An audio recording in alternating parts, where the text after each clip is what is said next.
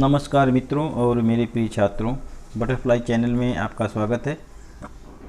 आज हम इतिहास विषय में 8वां पाठ आदर्श शासक की स्वाध्याय को लेकर प्रस्तुत हैं। स्वाध्याय में कुछ प्रश्न दिए गए हैं। पहला प्रश्न है, शिवाजी महाराज के जीवन में खतरे उठाने वाले प्रसंग कौन से थे? इसका उत्तर आपको यहाँ देखिए मिलेगा पेज नंबर 33 पर। पेज नंबर 33 यहाँ से देखिए। पहले प्रश्न का उत्तर, पहले प्रश्न, इसको हमने 1.1 दिया हुआ है। यहाँ से लेकर परिपूर्ण थी तब तक ये पहले का उत्तर है। इसके बाद दूसरा प्रश्न है, शिवाजी महाराज के आगरा से निकल आने के प्रसंग में खतरा उठाने वाले कौन थे? इसका भी उत्तर आपको पेज नंबर 33 पर मिलेगा। आगरा से छूटकर निकल आने में घटना में बहुत बड़ा खतरा उठाने वाले थे हीरोजी फरजंद और मदारी मेहतर, ये दोनों थे। फिर पहले प्रश्न का तीसरा उप प्रश्न, शिवाजी महाराज ने रोहिल घाटी के देशमुख को क्या चेतावनी दी? इसका उत्तर भी पेज नंबर 33 पर ही है।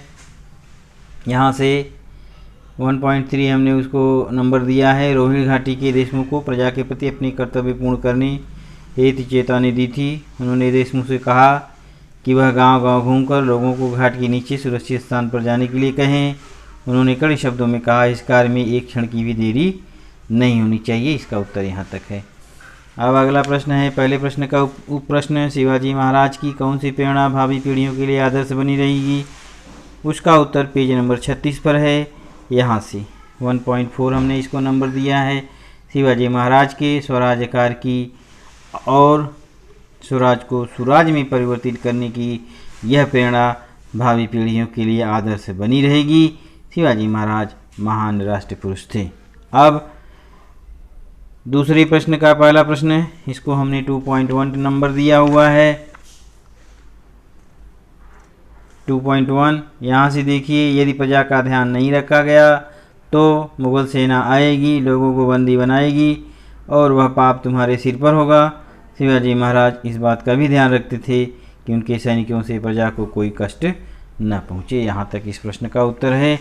अगला है, शिवाजी महाराज की धार्मिक नीति सहिष्णु थी, यह किस घटना से दिखाई देता है? इसका उत्तर हमें मिलेगा पेज नंबर 34 पे, 34 पे। सहिष्णु आचरण में इसको हमने 2.2 नंबर दिया है। शिवाजी महाराज ने स्वराज में रहने वाले मुस्लिमों को अपना प्रजाजन माना। अफजल खान से भेंट करते समय उनके सैनिकों में सिद्दी इब्राहिम नाम का एक विश्वसनीय सेवक था। सिद्दी हिलाल शिवाजी महाराज की सेना का सरदार था और दौलत खान स्वराज की सेना का महत्वपूर्ण अधिकारी था। यहाँ तक इसका उत्तर रहेगा। अगला प्रश्न है, शिवाजी महाराज की सेना विषयक नीति स्पष्ट करो। यानी 2.3 इस प्रश्न का उत्तर भी हमें पेज नंबर 34 पे मिलेगा। सेना विषयक नीति में यहाँ से शिवाजी महाराज की सेना में कठोर अनुशासन था। वे इस बात का ध्यान रखते थे कि सैनिकों को निश्चित समय पर वेतन मिले।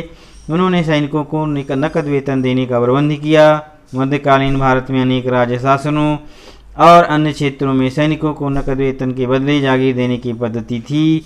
शिवाजी महाराज ने इस पद्धति को रद्द कर दिया।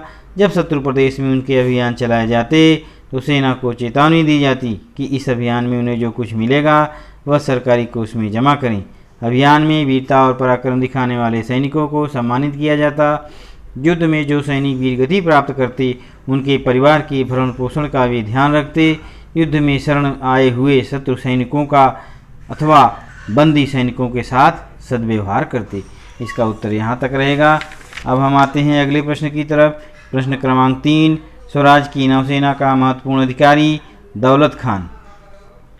शिवाजी महाराज पर काव्य रचना करने वाला तमिल कवि सुब्रमण्यम भारती। बुंदेलखंड में स्वतंत्र राज्य का निर्माण करने वाला राजा छत्रसाल। शिवाजी महाराज की महत्ता पोवाड़ा द्वारा बताने वाले महात्मा ज्योतिराव फूले। इस प्रकार से इस पाठ का स्वाध्याय समाप्त होता है और हमारे चैनल को सब्सक्राइब अवश्य कीजिए। धन्यवाद।